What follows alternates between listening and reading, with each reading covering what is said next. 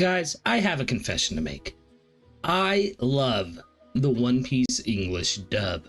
Boo this man! Now, before you guys come at me and say, the sub is superior and things like that, I do want you to know that I do see some flaws within the One Piece dub, and that is what we're doing here today as I go through the main problem that people seem to have with the dub, and that is the Straw Hat crew. I'm going to be going through each of the crew members and giving my personal opinion on them to try to sell you and having a little bit more faith in the One Piece dub. But before that, cue that theme song.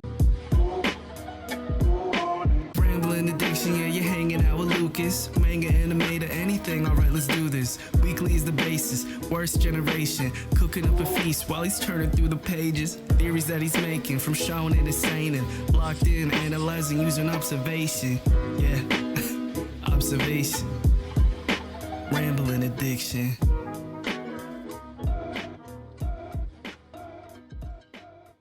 So welcome back to the channel. If this is your first time watching, welcome to another episode of Rambling Addiction, the series where I talk and you listen. As I said, tonight we're going to be talking about the One Piece dub, but before we dive into picking apart the dub actors of the Straw Hat crew, hey, that rhymed, I want to give a little bit of history on dubs. Now, I'm not going to go into specifics like this is the day that the Dragon Ball dub premiered or anything like that, but I do want to preface something before I get into this, and that is dubs are nowhere near as bad as they used to be. I think dubbed anime as a whole kind of has this negative image to it because of how bad early 90s dubbed anime was. We all remember the cousin fiasco of Sailor Moon. They're girls and cousins too. Fantastic! You're the best cousins in the world! But that said, as we moved into the 2000s, dubs became better and better. Think of Death Note, think of Full Metal Alchemist, and even Full Metal Alchemist Brotherhood. It's your hands. They weren't meant to kill. They're meant to give life. With how good most modern dub anime are with sticking to the dialogue of the original, it really baffles me why they still have this negative image surrounding them, especially when it comes to One Piece. When it comes to terms of a dub, I remember when One Piece was on 4Kids, and the 4Kids dub of One Piece was just god awful. When did Luffy start having complete thoughts such as this? Not necessarily like the worst thing in the world, but it was bad enough that even as like a 10 or 11-year-old when it first came out, I was like, I don't want to watch this. I don't want to watch this at all. This looks bad. You can definitely tell he's not holding a hammer. Yeah, and it turned me off One Piece until 2022 when I first started watching. And look at us now. But I digress. We're not here to talk about the 4Kids dub. We're here to talk about the Funimation dub of One Piece. And more specifically, like I've said a couple times now, the Straw Hats, because that seems to be when I ask people, well, what's your biggest gripe with the dub? And it's the voice actors for the Straw Hat crew. Sometimes you'll get a villain, like I know a lot of people don't like Big Mom's dub actress. I think she does fine. But yes, let's get to it. And I actually have broken up the voice actors for the Straw Hat crew from who I think gives, I want to say weaker performance. It's not weakest in a negative connotation. I think all of the actors that portray the Straw Hats in the dub do a pretty decent job. These are just the ones who do not as good as the rest, I guess. So yeah, I've got them split up into weakest to what I think are actually better than the sub. You say something so controversial yet so brave. Yes, I said it, and I know I'm going to get a lot of hate for that, but I think that these voice actors, and maybe it's because I'm natively an English speaker, but I think that these dub actors capture the essence of the Straw Hat in some regards better than the Japanese actors do. But let's get started on the weakling trio of the Straw Hat voice actors. And right at the bottom, who I think gives the weakest performance is Eric Vales as Sanji. I think that Eric as Sanji, like I said, and I'm going to be saying this a lot just so that I can drill it into people's heads, doesn't do a necessarily bad job. In fact, I rather enjoy his more emotional moments as Sanji. Owner Zeph! Thank you, sir! For all the things that you've done to help me! And even when he's doing the kind of aura farming thing that Sanji does, you know, like on Skypiea when he is facing Enel and gets strapped by lightning and is like, you know, I was about to ask for a light. He does a good job at that. He has that side of Sanji down. That said, I think his voice is a little bit too close to Trunks to me. Here's a side-by-side comparison real quick. Tell me, is it Majin Buu? Not him. I already dealt with that threat. Welcome one, welcome all. Fresh soba coming up. Which throws me off every time I hear it. I'm not gonna lie. Like, I remember when I first started watching One Piece, and I started on the dub, actually. And I was like, wait a minute. That's Princess Trunks. Princess Trunks. Please, no. And Eric, he just nails those moments, right? He nails those big emotional moments, those stand strong moments. Anytime he says Luffy is gonna be king of the pirates, I get chills all the way down my body. Not Luffy. Because he's gonna be king of the pirates. That said, his weakest parts are, of course, just what I think is the weakest part of Sanji in general, the pervy trope. But for some reason, it being in English makes it even more cringier. And it pushes Sanji, like, for the longest time, and actually still to this day, Sanji is my least favorite Straw Hat, and it is only because of that. It is only because of the pervy trope. It gets on my nerves so much. I've never liked it in any anime. That said, Sanji does have some of the most emotional moments in the entire series, thanks to the addition of the Whole Cake Island arc. But it's because of the performance that Eric Vale gave during Whole Cake that I rank him so low on my list. Because I have seen him knocking the ball out of the park so hard during that arc, it lessened his performance throughout the rest of the series. That said, he did carry that same energy into Wano, and we got a lot of good moments of Sanji within Wano. And I really hope that he continues that energy throughout Egghead, which so far it does seem like he is, but I want to see where he takes it from there. Next up, we have Lucy Christian as Nami. As Nami, I think that Lucy has the exact same problem that Eric does as Sanji, as in she's hitting all of her emotional moments, but in other moments as Nami, she falls flat. To me, the biggest parts is her comedic timing and moments like that, such as Nami's way of getting angry and stuff like that. It's funny for a little bit, but the bit really gets old in English, where I think it carries over better in the Japanese original. Take this side-by-side comparison, for instance. You're officially under super arrest, Captain! I think the Japanese is a lot, it just lands better as a joke for some reason to me. But as I said, she absolutely nails Nami's emotional moments, whether it be Arlong Park, Please help me. or even not lying to Ulti in Onigashima. Never give up till he wins! Anytime that Lucy has to flex that deep core of Nami when she is in these high, stressful, emotional moments, she absolutely nails it. And that's why I struggled to even call this first set of three the weakling trio, even as a joke like I did, because I do think that they nail the big moments that matter most. It's just the characterization over all of their character that I kind of have a problem with. The next up on this first three is actually a very big legend within voice acting, and it is Christopher Sabat as Roronoa Zoro. Now, before a bunch of people come after me, I love Chris Sabat. I think he is one of the most prolific voice actors in the entire genre of dub anime. That said, his portrayal of Zoro really sounds just like a lot of his other characters, and it always throws me off. I remember when I first started watching, I would listen, I'd be like, that's just Piccolo, right? So a very similar problem to Eric and sounding exactly like Trunks, which is fine. Voice actors can use the same voice for different characters, but it's the mannerism in which they speak that will sometimes remind you of that other character. That said, I think Sabat really nails Zoro's comedic moments. Oh, is what you should have done.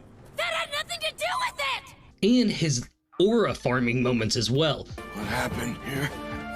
Nothing at all. Anytime Zoro has to show up and be the second in command or do anything kind of rough and gruff and like put his foot down, I think Sabat nails it completely.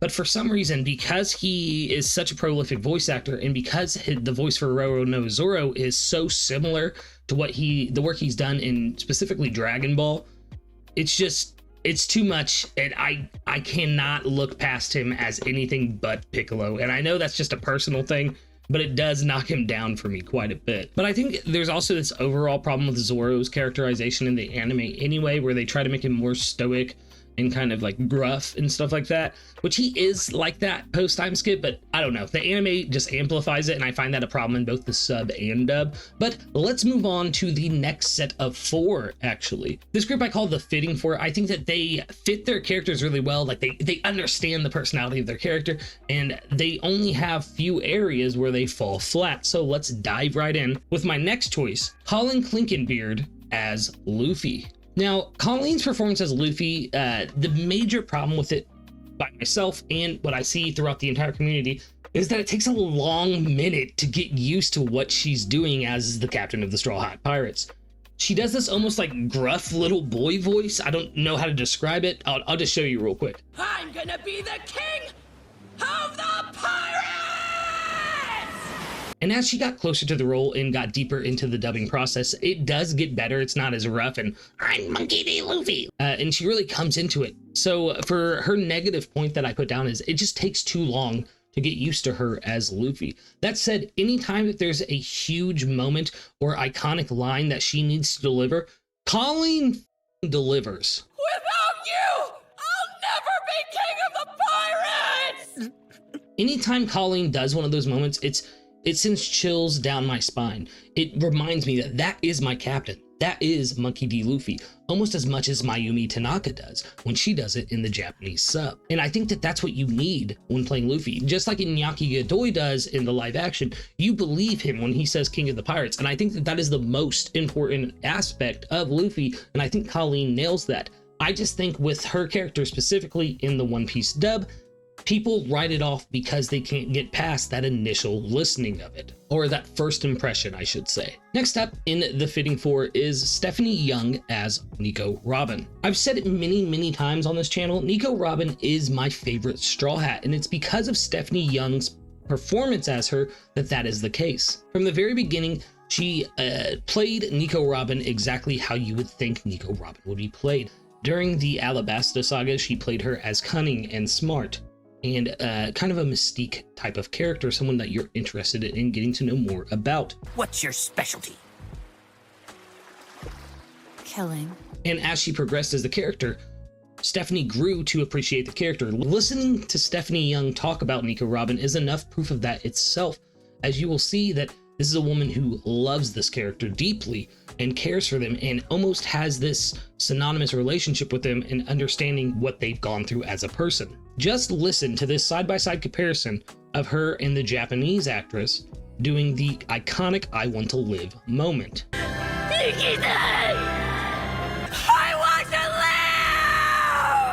Both are so good, and I know both are going to give editor Lucas chills when he puts them in. It almost made me cry. Stephanie delivers all of those so powerfully, and then while I was watching Egghead, as the dub has recently caught up to the sub, and hearing her talk about Saul and him being alive, and it's Jaguar D. Saul, isn't it?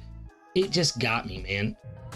It's Saul, isn't it? He's in hiding now. That said, I think that Stephanie kind of has a similar problem to Lucy, where she just doesn't hit Robin's comedic moments as hard as I would like. Take this moment from Punk Hazard. I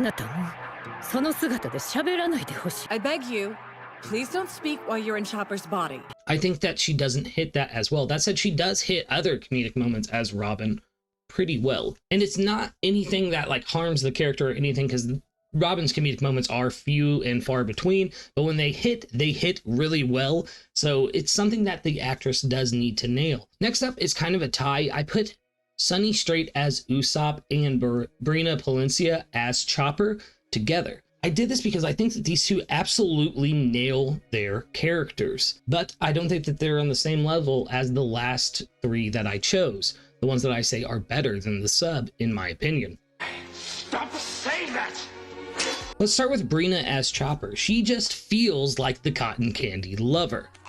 Don't fuck me! Oh, never mind that. I'm just being silly. And while she plays him with this high-pitched tone that kind of gets stuck in your head, I'm not gonna lie, I love Chopper's English dub voice. She also knows how to hit those emotional moments just right. I want to help people like you. Please teach me to be a doctor, okay? And it's so amazing to see someone who is doing such a silly character be able to still hit those amazing emotional peaks, and the same goes for Sunny Strait as Usopp as well. Sunny Strait, if you've seen him talk about being Usopp, loves it. It is one of his favorite characters he's ever played. I think his favorite is Kuro Sensei from Assassination Classroom. But I digress, he does have a very deep love for playing Usopp, and that is completely reflected in his performance. Stop acting like you're about to die, you stupid bastard! Get up and fight!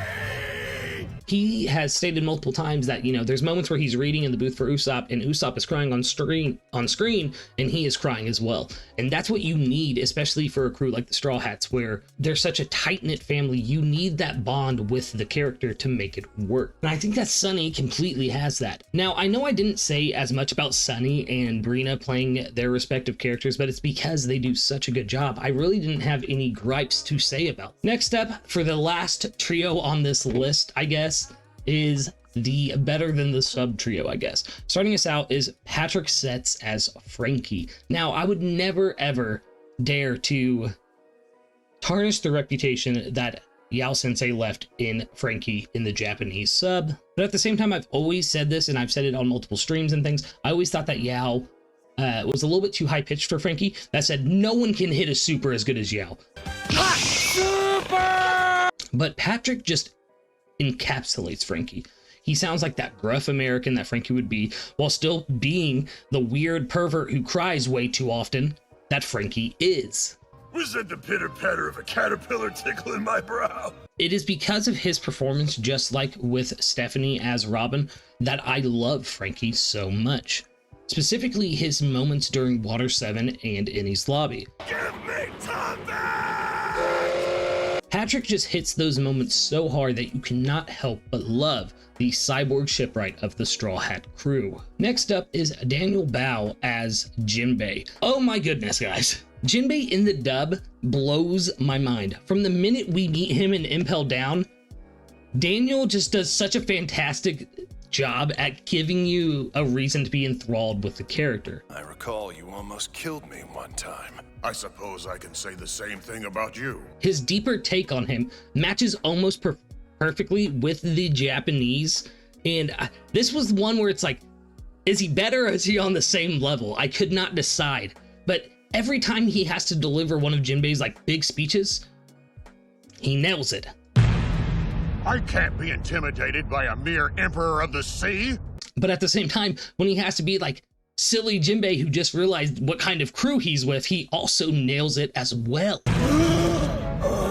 Is that Conqueror's Hockey? I think Daniel just really nails what it means to be like an older sage that is Jinbei. Like, there's no other way to put it. And last but certainly not least, I think this is the one that, like, definitively, I don't even know if it's just my opinion, Ian Sinclair's Brook is Brook.